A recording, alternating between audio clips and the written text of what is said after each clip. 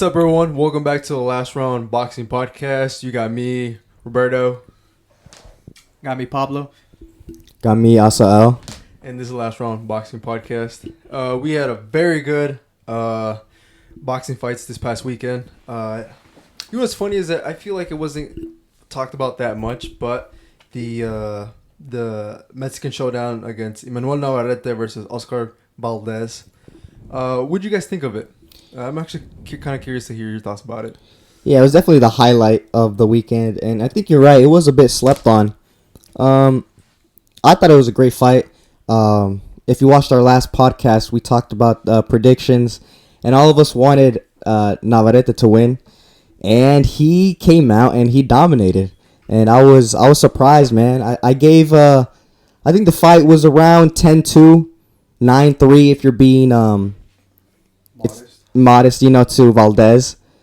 But I think Navarrete did his thing, man. He got in there, threw a lot of punches, was very awkward, and it reminded me of the old Navarrete, back at 122 when he was just tearing through everybody.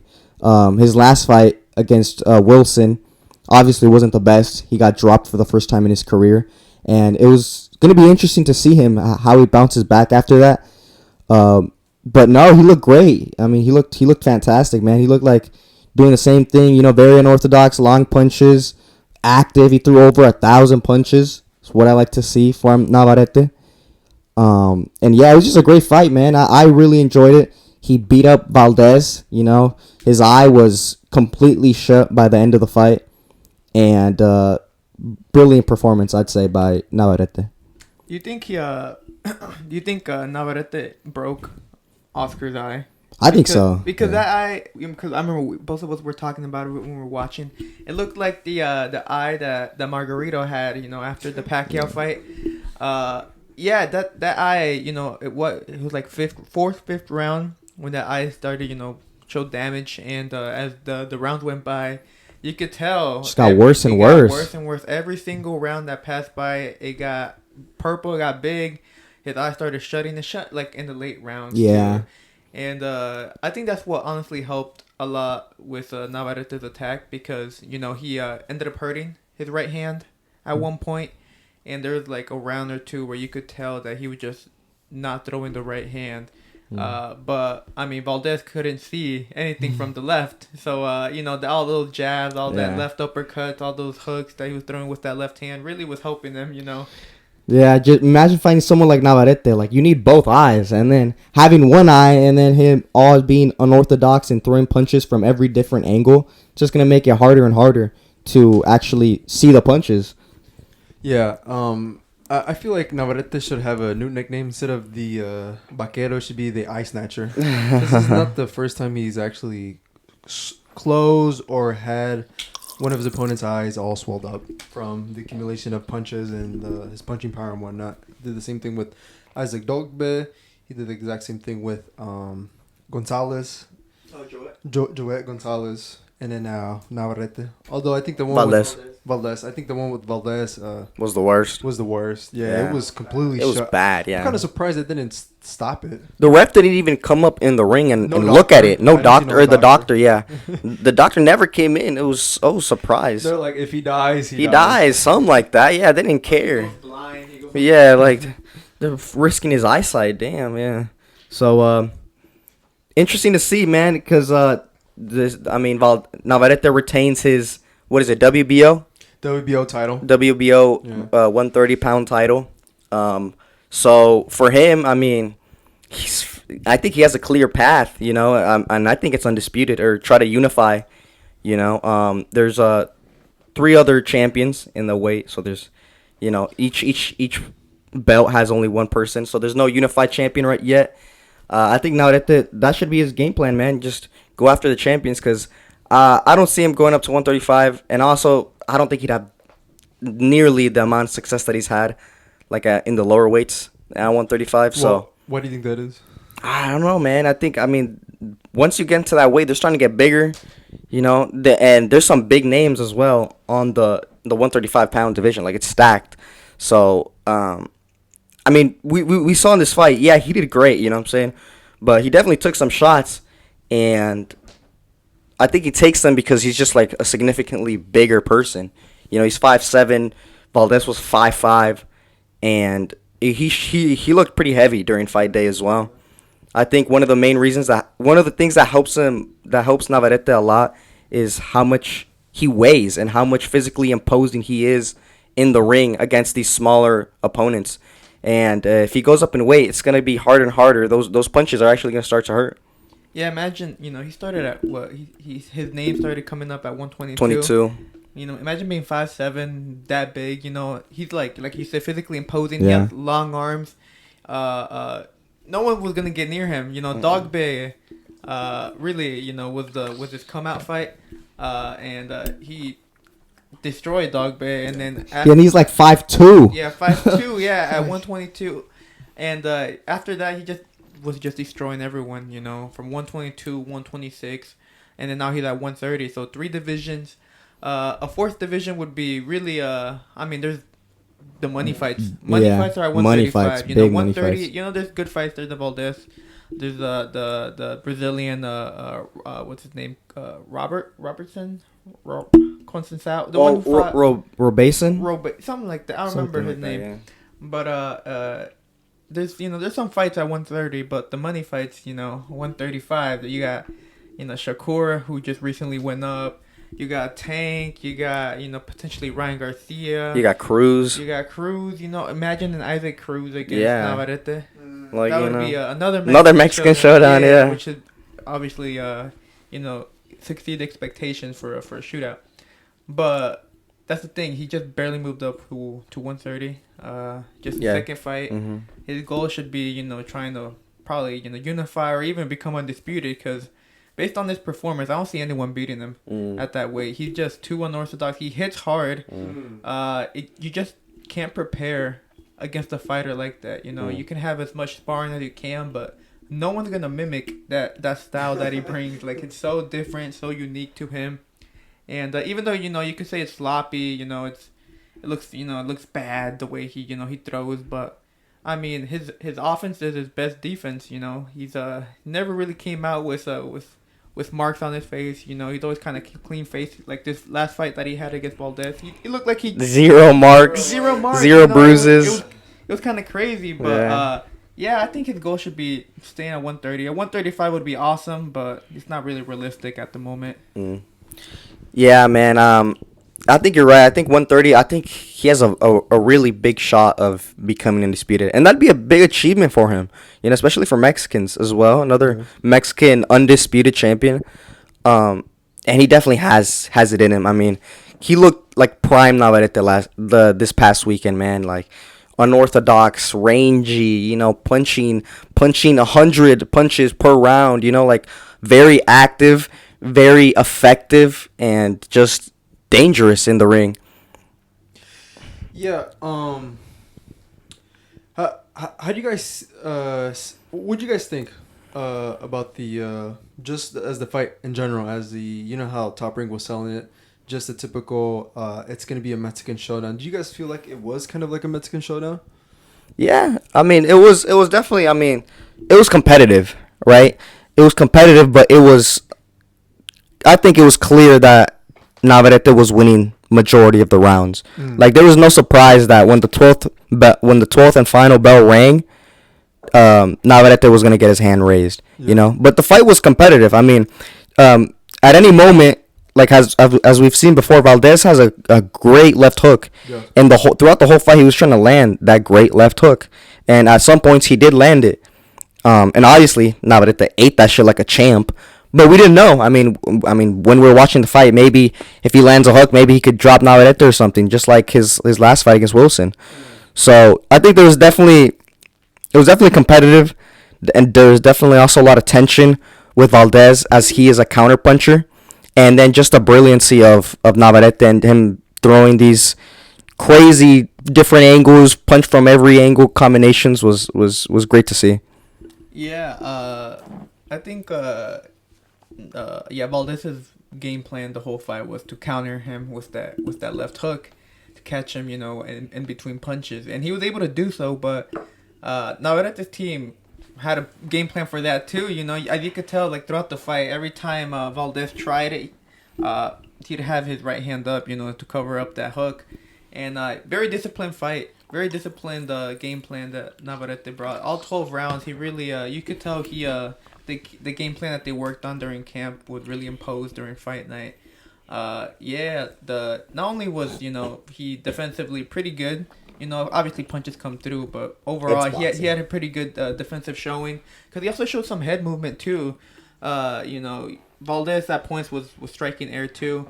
But another big thing that really helped him was his output, his volume. He, like you said, mentioned earlier, he threw over 1,000 punches, and what was like 600 of them were what, power punches? Something like that, Something yeah. like that. 600, yeah, and then 400 were just regular punches, like jabs. Insane. What kind of, and there's rounds that he'd be throwing over 100 punches. It was like what his best round was like 120. Yeah, 23, I think. 23, 28, something like that. But to deal with a fighter who has that high of an output, it's so hard, and you could tell it was drowning. It was physically drowning Valdez, because it got to the point where he was just relying on single shots, while Navarrete would throw 4, 5, 6 punch combinations on him. And you could clearly tell, you know, it was competitive. There were some rounds that were like, you know, a bit closer than others, but overall at the end of the fight, I was very confident that Navarrete was gonna come out with the win. Yeah, I think you bring up a good point that a lot of people kind of underestimate kind of how smart Navarrete is. He's not just some dumb Mexican that just goes in there and swings and throws. He throws feints in there. He understands movement. He understands range very well. Throughout the fight, he threw like feints, and he could see Valdez loading up with his left hook. Then he'd lean back, and the left hook would just whiff right past him. He did that several times. Like he's actually a much smarter fighter than people give him credit for. And I think people, you know, just pay attention to his offense, which definitely is his best defense, as we've seen. When he starts throwing, his opponent stops throwing. So he definitely has to keep up that offense. But I think he also has some sneaky crafts, little tactics in his game, little feints, you know, and his range, his management of range is like really, really good. His just the act of his opponent not being able to predict when he's gonna come. Not only that, but every time he comes in, it's always with a lot of punches. The thing is, the opponent never knows if it's only gonna be a 3-punch combination or a 5-punch combination or a, you know what I'm saying? It just you know, the opponent can't predict it. I'm just thinking about this just off the top of my head, but who do you guys have on your pound for pound list, and how does Navarrete fit into that, or do you guys put him on there? Because he is now, you know, he's been a 3-time division world champion. That's no easy accomplishment. You know, that's better than, I think, just some of the people I can think of. Shakur Stevenson. A lot of people have him on the pound for pound list. I mean, yeah, based off like achievement, yeah, but I don't put him on the pound for pound top 10. He's definitely maybe top 20 for sure, top 15 as well maybe, but I don't consider him a top 10 pound for pound at the moment. You know, that could change if he goes undisputed and does what he did to Valdez, to all the other champions. Wow. Yeah. Yeah, if he cleared like the division in the fashion that he cleared Valdez, you know, I could definitely see him. He has an argument to be there, but I feel that people don't put him in because of his. Well, mostly he's kind of relatively still a little unknown to the masses, you know, to the more hardcore boxing fans, you know, they know him. But I feel he gets criticized because of his style. Stylistically, he doesn't look the best, you know. They see him as very sloppy, very, you know, very like just fundamentally wrong. Because when you watch Navarrete fight, you're just like, how, like, this is a very sloppy type of fighter. Like, how is he any good? A brawler.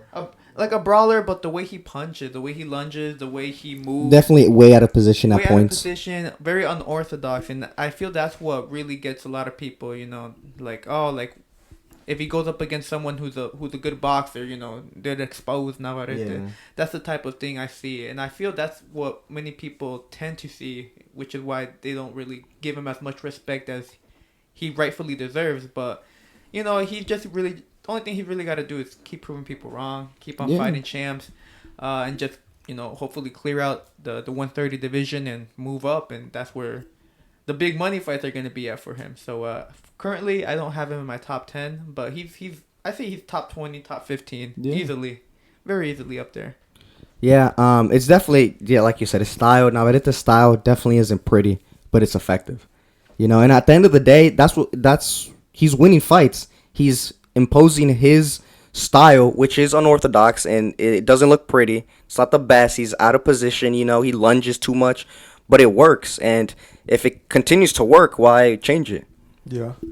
It's going to be interesting to see how he matches up against some of the other top players, the other top 3 players in the weight class. So, it's just interesting to see what the future holds for him, really. Yeah. What do you got? Who do you think is his hardest challenge? Because the champions are Joe Cordina, Hector Luis Garcia, and Foster. Foster, yeah. I would say Foster might be his toughest opponent out of the other 3. I would say just because based off on his boxing abilities, and he's got really good boxing abilities, typical Black American style. When Wilson tried to box him a little bit, he kind of exposed some of those weak points that Navarrete has in his style. So I would say him, but the other guys, I would say Navarrete would just run right through them. Yeah. Think so? Yeah, most definitely. Okay. What about you? Yeah, I agree. I believe Foster is his toughest opponent. I feel Navarrete's biggest, kryptonite style would be a boxer, a high IQ, high intelligent boxer. Foster's, up there. But I give that, I would say Foster is his hardest opponent at that weight, but I still believe Navarrete would beat him. Realistically, I believe Shakur would be the only person I think capable right now of beating the style that Navarrete brings, because Shakur's just his IQ, his boxing is just different level. They both have that common opponent, which is Valdez. Shakur gave Valdez a boxing lesson when they fought, a clear dominating performance, and Navarrete just beat up Valdez. So 2 contrasting ways of beating a common opponent. So it'd be I'd love to see a Shakur against Navarrete. Very unlikely since Shakur went up, but in the future maybe. But I would see Shakur beating Navarrete if they were to fight. Absolutely. Yeah, I think Navarrete. Yeah, if the thing with Navarrete, he has to set the fight to his pace. So if he starts boxing with these guys, he's gonna lose. Even at some points in the fight with Valdez, when he was tired and his output went down a bit, he wouldn't do that great. If he was trying to box Valdez, because he definitely has some fundamentals wrong. You know what I'm saying? He has some things to improve on the boxing aspect of his game. But when it comes to his offense, when he turns that engine on and he starts throwing punches and bunches, there's no stopping him. Yeah. So his hardest fights are gonna be with styles that are boxers. Slick boxers that jab, move around. That's gonna be the hardest for him, because he has to try to overcome their style, and that's gonna be no easy feat.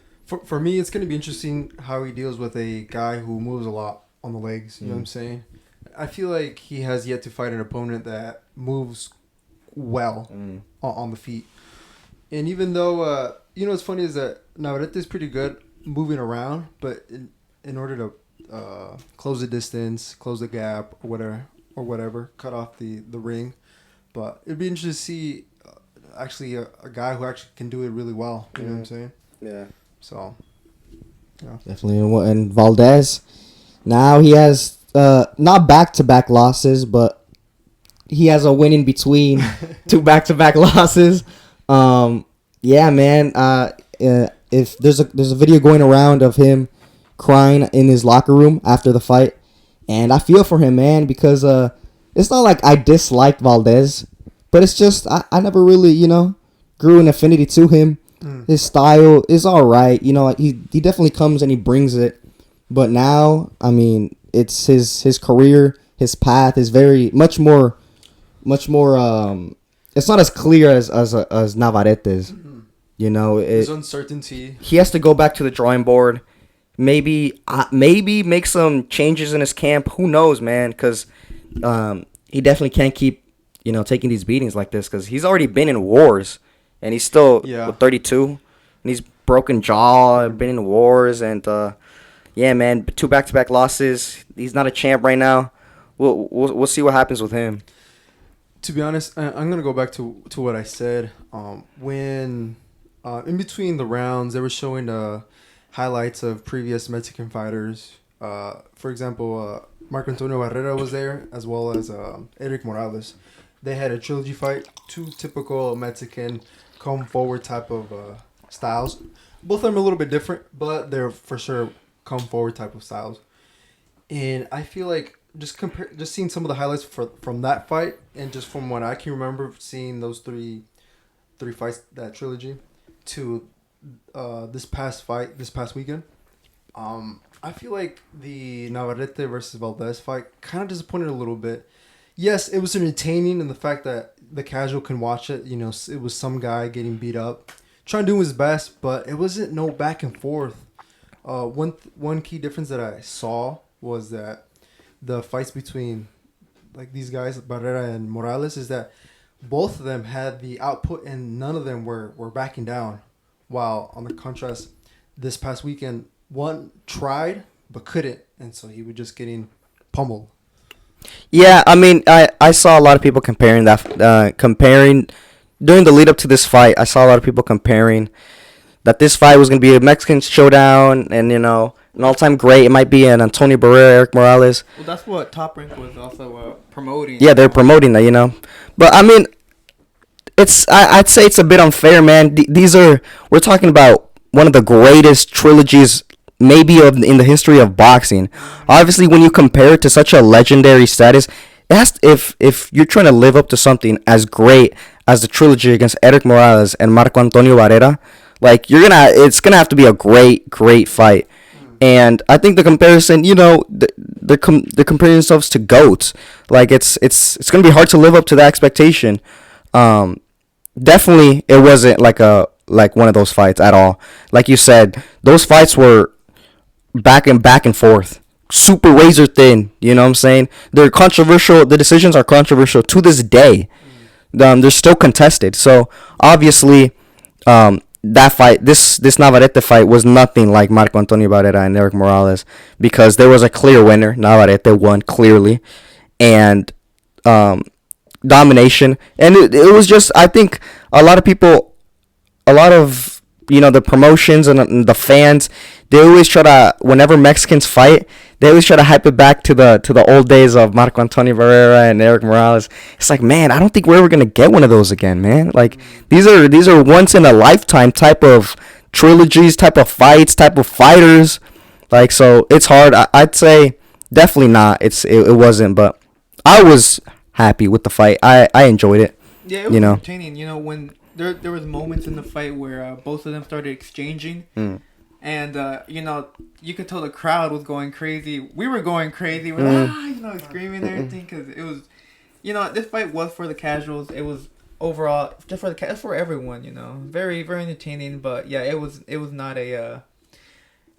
what they were trying to build it up to be, like a Mexican showdown. I saw it more as a one-sided fight. But, maybe in the future, like with Navarrete, his career seems to be unfolding very well at the moment. Maybe, like I said, one day in the future he moves up to 135 and fights Pitbull. Because Pitbull's style is, that boy is not taking a step back. He's not gonna take a step back. He's gonna come at you too. So full force, man. Cause Oscar is more of a counterpuncher, and while Pitbull style, he just more of the typical Mexican. Typical Mexican style. So I feel we could see a more potential showdown between Navarrete and Pitbull than we did against Navarrete and Oscar Valdez. Yeah, I think that's true. That'll probably live up to more of like the boxing, the expectation trilogy of a Mexican versus Mexican showdown. So would you guys rather see a Navarrete versus Pitbull than a rematch against Navarrete and Valdez? Absolutely, yeah. I mean, in the post-fight interview, they asked Navarrete for a rematch, And he said if the fans, the fans are the best. Of course. Yeah. If they want it, we'll go again. But if they don't, I'll move on. And I think he should move on, man. I think there was no contest, man. There's no need. There's no need. Yeah. Like no controversy, no robbery, no nothing. Clear domination. 10-2, 9-3. Like, do you really need to run it back? I don't think so. Yeah. Yeah, and this goes back to the thing. Like, I was thinking about that stuff too when I was seeing when the camera was on Valdez in his locker room, kind of crying. I was like, yeah, dude. He gave. Not only did he give 100%, but he gave 110%, and yet that wasn't enough. So, and I think he knows it too. I think that was partly the reason why he was crying too, because I think now he's at a crossroads. I think. Oh, definitely in his career. I mean, what does he do now? Is he gonna try to fight another, get some contenders, and then try to go for the championship again against another champion? And he's getting kind of old now, so he doesn't have all the time in the world. He still wants to make history. It's gonna be hard for him, man. Yeah, dang, man, boxing's such a sad sport. Yeah, absolutely, yeah. So no rematch. No rematch for Bernardo. No rematch. Yeah, Bernardo Osuna was asking rematch. No rematch. And I don't think the fans even want a rematch either, because it was clear. Yeah. Oh, well, moving on to heavyweight boxing. Let's talk about AJ's comeback win, or big win, knockout spectacular KO performance against Robert Helenius. I think that's how you pronounce it. Helenius, something like that. Spectacular right hand in the 7th round that put Robert to the canvas. I'm kind of interested to see what you guys' thoughts on it, because just based off from what I saw, spectacular knockout, definitely much the hype needed for a now potential showdown with him against Deontay Wilder and him in January. So, yeah, what do you guys think? I don't think AJ can beat Deontay Wilder. I don't think AJ can be at the top of the heavyweight division. I think, this performance, okay, he's going against Robert Helenius on a 1 week notice, and Robert Helenius also had a fight last week, didn't he? 2 weeks ago. 2 weeks ago, yeah. In a castle. It's pretty cool. Yeah, that actually is kind of cool. Fun in the castle. But AJ didn't do that great, man. Like, his performance was adequate. It wasn't horrible. It wasn't great either. It was just like a middle performance. There were competitive rounds. Helenius was definitely doing his thing, popping his jab. AJ's face definitely showed the damage as well. I think it was his left eye, just like Valdez, that was swelling up. His nose was bleeding as well from just getting popped with the jab. But at least he showed he definitely still has the power. Oh, yeah. He definitely still has the one punch power. Which kind of goes without saying, because they're heavyweights at the end of the day. They all have power. But, at least he showed he can still do something like that. But if we're talking about, being at the very top of the heavyweight division, at the pinnacle, I don't think Anthony Joshua has a chance there anymore. I think his time has passed, and I think the fighters that he's going up against are just better than him. Deontay Wilder, I believe, will knock him out. Do you believe Anthony Joshua has more of a puncher's chance than Tyson Fury? If let's say Joshua fights Wilder next, do you believe he has a higher puncher's chance than Tyson Fury did when Fury fought Wilder? It's a good question. You definitely. Okay, so he still has his power. He's shown that in this fight. But I definitely think he does. Yeah, I think he has more of a puncher's chance than Fury. Especially in the first fight, Fury. Because Fury wasn't even throwing power punches. But even in the trilogy, I think AJ still has more power. But I just his defense just isn't there, man. Mm-hmm. Like, he just gets caught with punches. And you just can't get caught with punches with a guy like Deontay Wilder. Like, you just can't. So I definitely think he does, but just his overall package, maybe his offense might be better than Tyson Fury, but his defense and his movement and his feints, everything else is just nowhere near the level of Tyson Fury. I would say yes. I believe AJ has more power than Tyson Fury, but I believe that Fury has a better chance. You know what I'm saying? Like, the better chance. yeah, better chance of beating guys, or in this case, Wilder as well. You know what I'm saying? Tyson Fury's boxing abilities are unmatched if you're comparing them to AJ. Not only that, but I saw a tweet that I kind of agreed with. It said the 2016 AJ would probably beat the AJ of 2023. Oh yeah. I would say so. Yeah, I think he's finished. Yeah, I think he's finished. So at this point in time, and if we're comparing AJ of 2023 to Tyson Fury of now 2023, it doesn't compare. You know what I'm saying? Yeah, Tyson's boxing abilities, his ring IQ, just everything. He's able to put everything together. Now, but he's got that dog in him. You know what I'm saying? He's got that dog. He doesn't back down for no man. What about Wilder though? Because I mean, that's the fight that's expected to happen. Joshua versus Wilder. I think AJ's gonna get knocked out. Yeah, I think he's gonna get put on a stretcher. To be honest. Yeah, I don't see him. I don't see him beating it. I mean, he was getting peppered against Robert Helenius, man. Like, come on.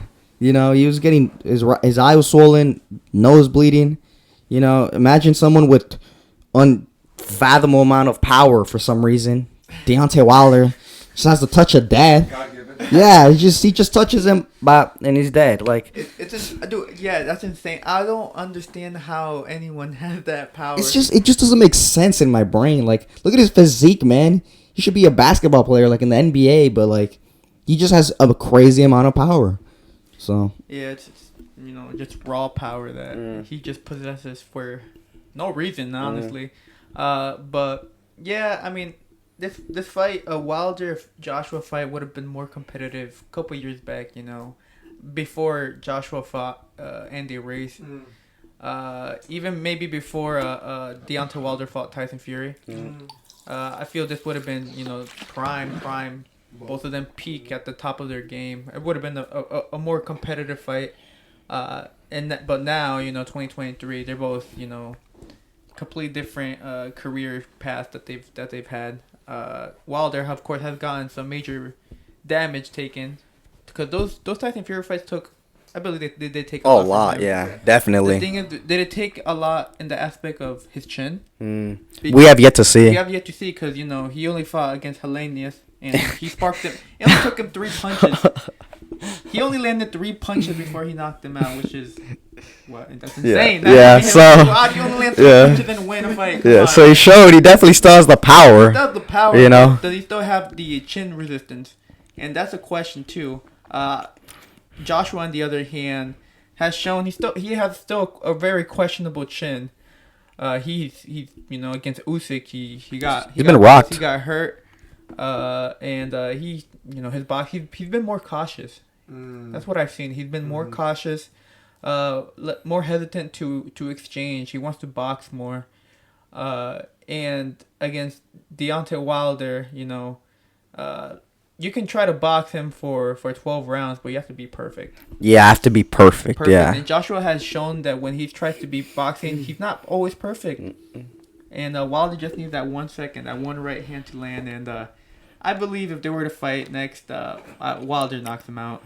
Yeah, I think Wilder. I just think Joshua's. I think he's finished, man. I just don't see him being. I mean, he's still. He's definitely shown. Obviously, he's better than like most of the heavyweights. He's still an elite. Yeah, but like to get to the pinnacle, if we're talking the best of the best, the number one at heavyweight, he just can't get there no more.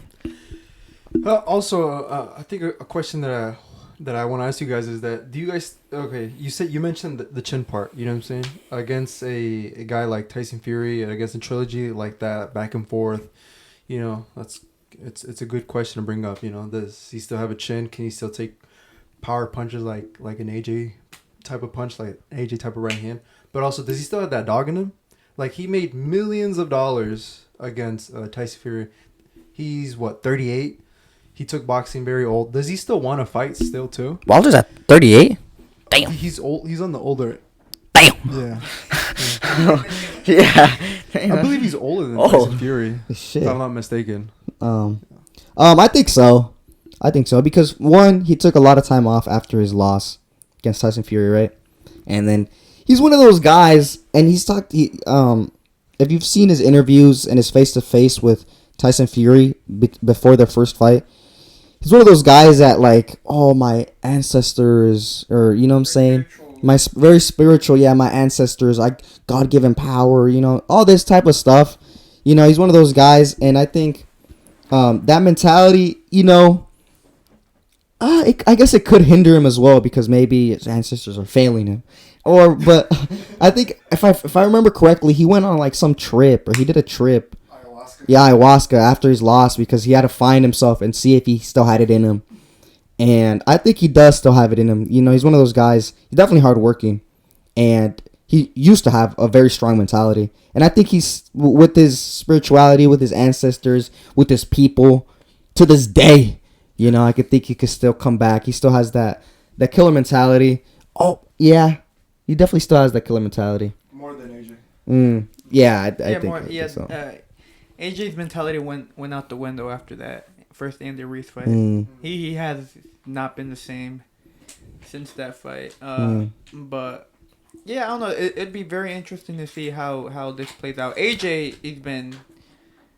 during the post-fight interview in this last fight, he was saying how the only thing he can think about is ripping off, Deontay's head.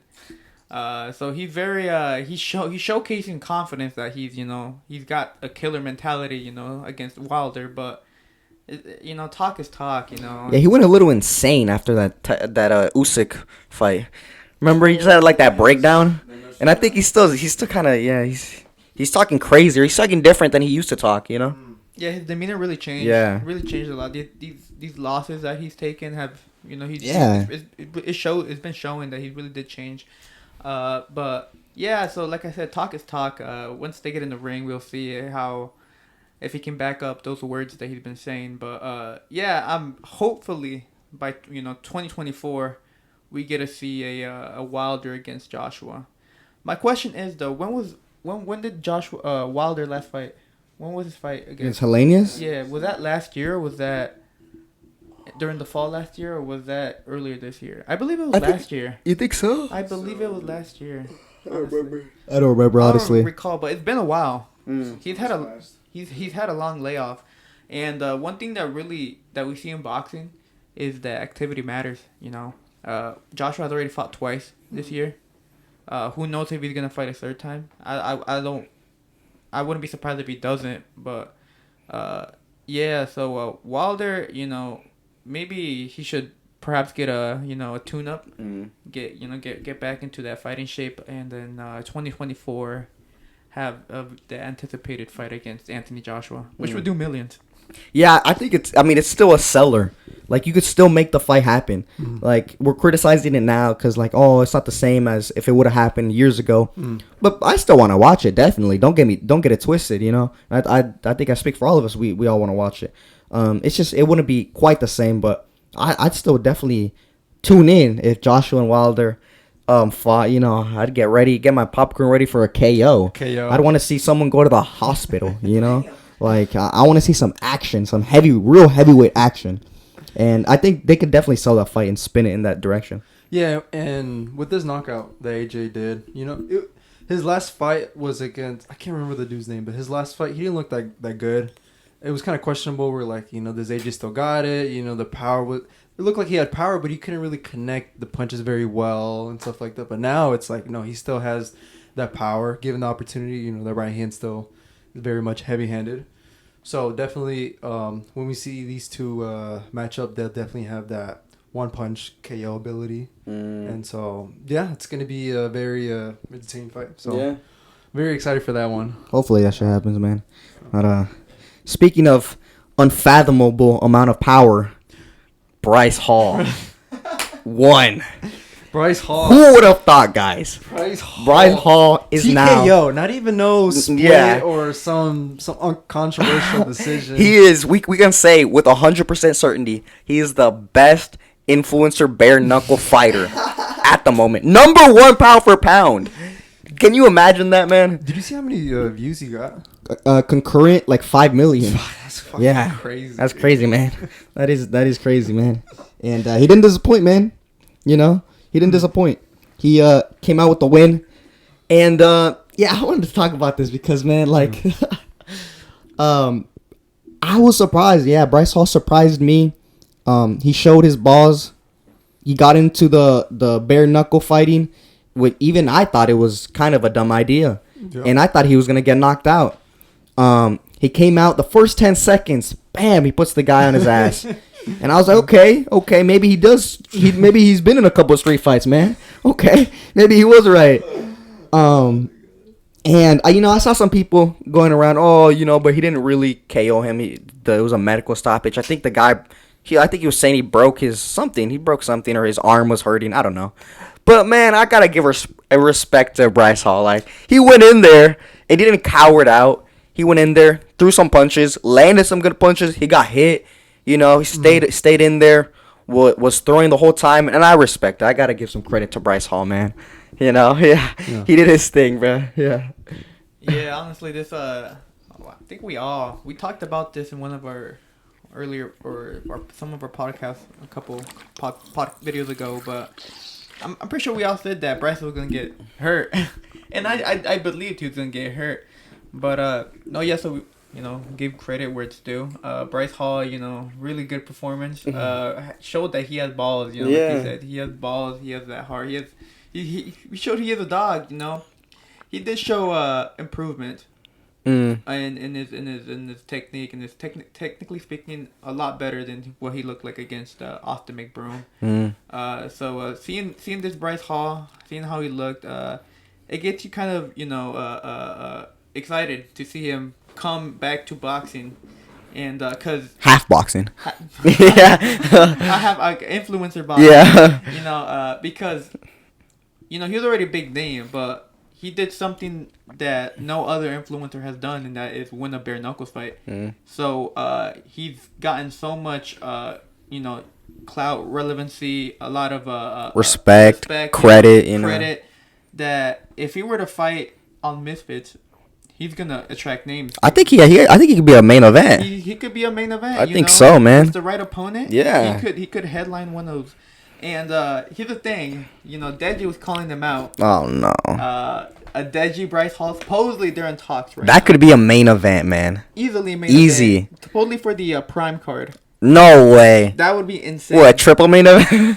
Because it'd be the Prime card. It'd be KSI, Logan, Deji and Bryce Hall. That's an insane card already. That would be an insane card, man. The thing is, I'm pretty sure Deji wasn't expecting Bryce Hall to win. No, I don't think anyone was expecting Bryce Hall to win. It comes to a surprise. That's why so many people are like giving him credit. Yeah, no one expected him to win. I didn't expect him to win. And for sure, Deji did not expect him to win, which is why he called him out. But based on seeing this, showing it gives me the idea that Bryce really is a dude who he's a pretty strong mentality type of guy, and when he fights, if he were to fight Deji next, he's shown no respect towards Deji. Oh no, yeah. Absolutely no respect, and you see it. I'm pretty sure you're gonna see it during the fight. Like Swarms was scared, Fuzi was scared. These two last opponents who have been scared. Yeah, when he fights someone like that isn't scared, like an Alex Wasabi that goes for him, doesn't do that good. Doesn't do that good. Bryce Hall's gonna go at him. Yeah, Bryce Hall's gonna go at him. I hope that fight happens, comes into fruition in October. We just have to wait and see. Yeah. Credit is due, you know what I'm saying? Bryce Hall won by TKO in his first ever national TV, So, credit for him not breaking under pressure or whatever, but I kind of want to be... Let me play the hater card real quick. If I'm not mistaken, Guy Perez just started as a BFK fighter maybe about a year ago. He's had, with this one, 4 fights now. So, before that, he had 3 fights. I feel like no one has mentioned or have not yet seen, other than you, Janan, bringing it to my attention, is that this guy was fighting at 125. His first 2 fights were at 125. That's bantamweight. That's yeah. And BFK. Okay, That's the weight. In the weight classes, yeah. Bantamweight. And then now he fought at welterweight, which is at 160. should we still give Bryce Hall the credit? Because 40 pounds It's a big jump. Quite a bit. That's Big a jump. lot. It's a big jump. It's a weight class for a reason. Yeah. You go first. I think he still deserves credit. Because here's the thing, this G Perez guy, I'm pretty sure he thought Bryce Hall was gonna be easy work. You know, cause to jump up that much weight, you know, if he were to, if he was given the opportunity to fight another bare knuckle fighter who was, you know, middleweight or at that weight at 160, he wouldn't have taken it. But since it was Bryce Hall, he saw him as an influencer, a guy who, you know, who's all talk. He could get clout off of him. Yeah, you know, knock him out. Knock him out. Yeah, like he thought it was gonna be easy work, which is why he took it. You know, I'll take the risk of going up in weight because this guy, he's not a real fighter. You know, I'm gonna knock him out. And well, when they fought in the first 10 seconds, he got dropped. Yeah. I think it was like 8 seconds, man. He got dropped. Sat his ass down. The thing is, you know, it was a TKO, a medical stoppage. He was saying his arm was hurting. Yeah, I believe like that. it was I believe he was excuse. Yeah. I think he got scared after he got dropped. He mentally broke because he was like, oh man, like yo, like this is not supposed to be happening. Remember when there's a moment where Bryce Hall and Perez both fell down, and then Perez was saying, "Oh, the back of my head." Yeah. The back of my head. They had to go get the doctors, you know, check him out. Once that happened, it kind of got my head thinking. I was like, you know, this guy's trying to find a way, you know, a way out of this fight because it's not going his way. He's already got dropped. It's already embarrassing enough. And then the arm. Yeah, it seemed like an easy way out. Like, the doctor stopped it. You know, I didn't. I could have kept on going, but it's because of the doctor. It was a medical thing. You know, Yeah, it was a health. He pulled a McBroom. Yeah, like for real. He's like, oh, my ankle. You know, like, come on, man. Yeah. So It's like I could have kept on fighting, bro. You know. yeah, it was a way out. You Yeah. know. So I still give Bryce Hall credit. You know. Yeah. Give him credit. And I understand, you know, there's definitely things to criticize about Bryce Hall. Like, of course, you know, like his weight, that weight is a very big jump. Like, a crazy amount, you know, 48 pounds, if you know fighting, is like massive difference, especially when it comes to someone from 125 all the way to 160. It's not no heavyweights. Yeah. Like they gain 40 pounds. That's really that's a lot of weight. And also, you know, he didn't really get the KO, you know. It was a medical stoppage. But I think they're viewing it a bit wrong. It's like You're too harsh. Yeah, like they're view it from like Bryce Hall. He's coming off of a loss, right? He lost. He got embarrassed. Everyone memed him with this. I'm not a fighter. Everyone never claimed to be a fighter. Everyone talked shit about him, you know. And then he did the unthinkable, go to bare knuckle, which was kind of dumb. I still kind of think it's a bit dumb, but I mean, worked out in the end, I guess. He got in there. He threw some punches. He landed some good punches. He got hit with some punches. You know, he didn't cower out. He was there to fight. I respect it. You know, I think they're a bit too harsh. I'm like, you know, I can give Bryce Hall some credit. All right, you did your thing. You got some balls. Maybe he is a street fighter. You know, who knows, man? Maybe instead of like what I think he claims he had like 40, maybe he had like 20. You know, 20 confirmed ones. So yeah, pound for pound number 1, Bryce Hall, BFK, influencer. Yeah, that's so interesting. Yeah, What an achievement, man! To come look at his story, man. To get embarrassed from rags to riches. From Austin McBroom to number 1 pound for pound.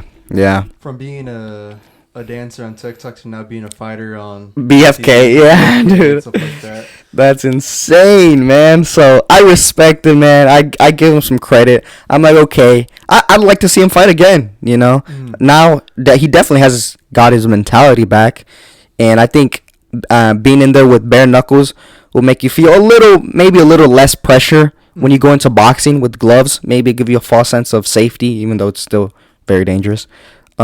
Is that the best course of action for him for his career? I'd say so. I mean, Stay there. I don't think there's crazy money to be made in BFK, if I'm being completely honest. The influencer like fighting scene is all boxing, you know, so he could try to pave a way, be a pioneer, and make influencer fighting not just boxing and also bare knuckle. I don't think it's smart. I think it's going to take a lot of work, a lot of years, and a lot of failures. So I personally advise him, go back to boxing, man. That's where the fights are. You can fight Deji, like you said, other big names, sell out arenas, make hella money. You will still get the credit. You know, you don't just get credit from going bare knuckle. But if you beat someone's ass in boxing, people are gonna put some respect on your name. So I think he should go back to influencer boxing. Yeah, same. I think the money's there. People want to see him back. And you know, he has a lot of potential fights to be made. You know, we talked about Deji already. He could have a McBroom rematch. You know, he could even fight like a Jarvis. Yeah. You know, there's a lot of people at that weight class. Yeah. Yeah, a lot of them. So he has a lot of opportunities here to just, you know, this bare knuckle was enough for him to get his name back up there, and build himself up. And so you know, just jump back. You know, people want to see you. Yeah.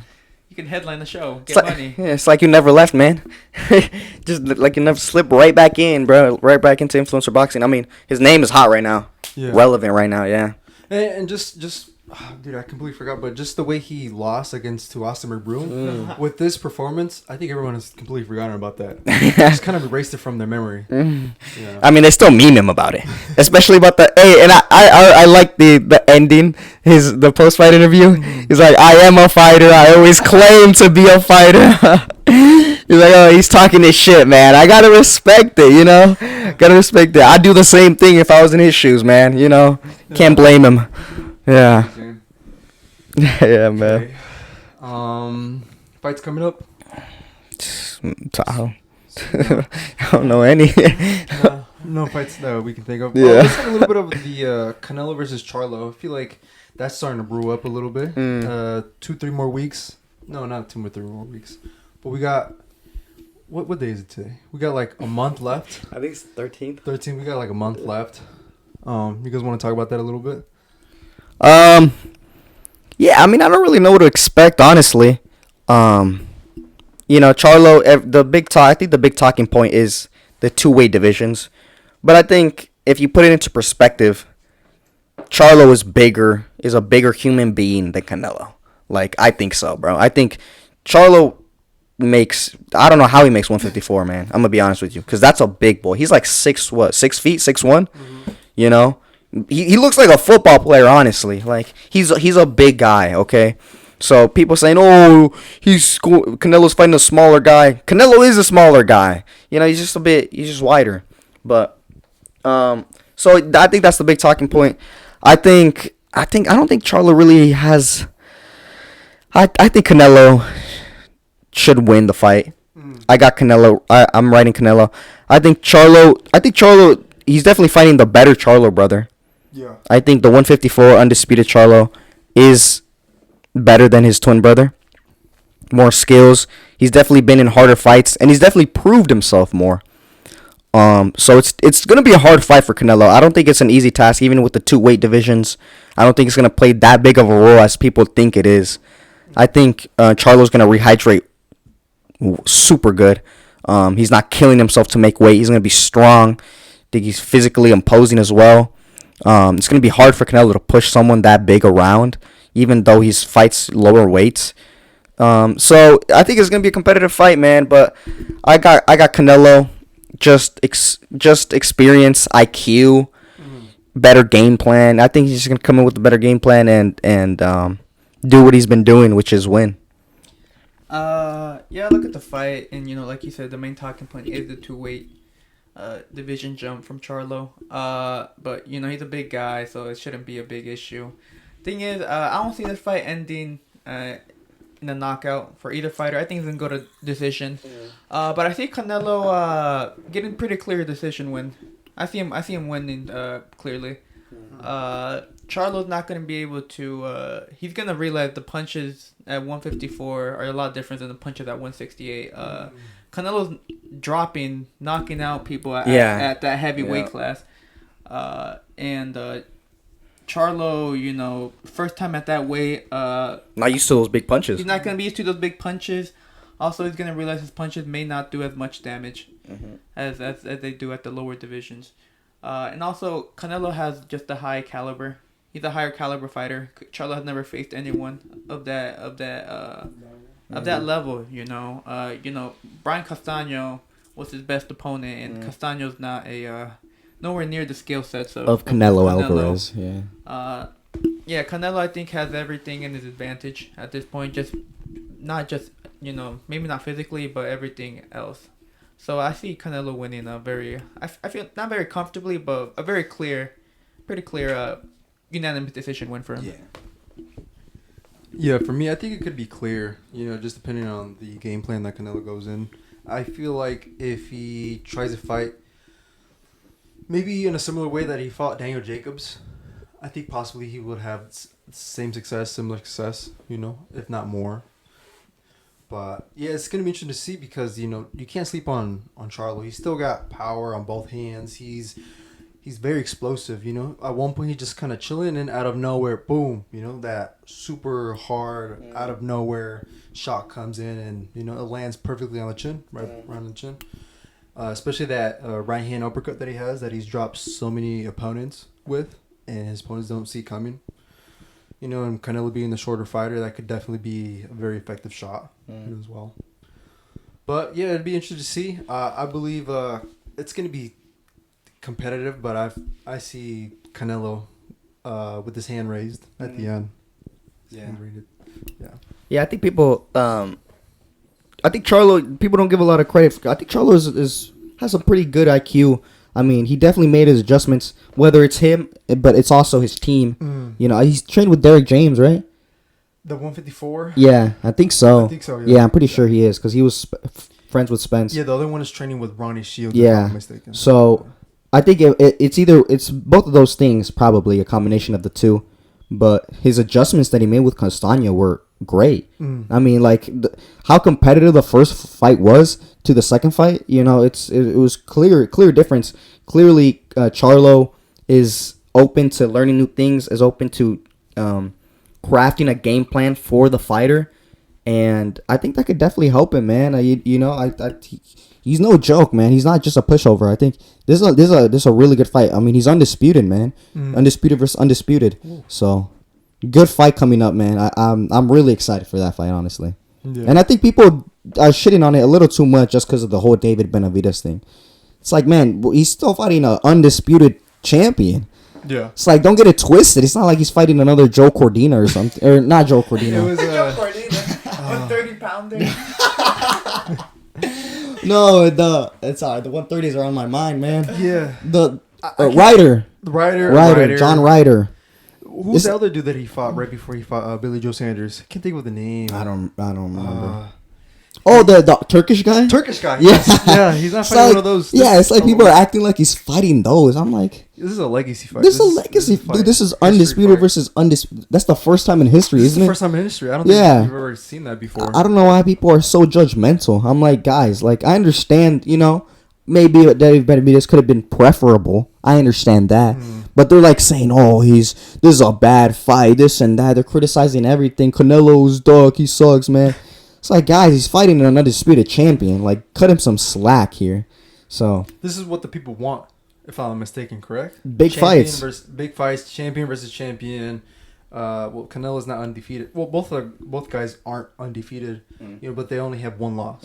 Like, two. Well, Canelo has two. Canelo does have two. My bad. Yeah, 1 or 2 losses. Really good records against champions. Both of them. Great resumes. So I'm excited for that fight, man. Excited for that too. Absolutely. Yeah. I think we got it. Yeah. Let us know what do you guys think between Canelo versus Charlo, Wilder versus AJ, and let us know your guys' thoughts on the Valdez versus Navarrete fight. Did it live up to the Mexican expectation? Let us know in the Discord down in the link below. Till then, it's been your boy Roberto, Pablo, Asael, and this is the Last Round Boxing Podcast. Peace.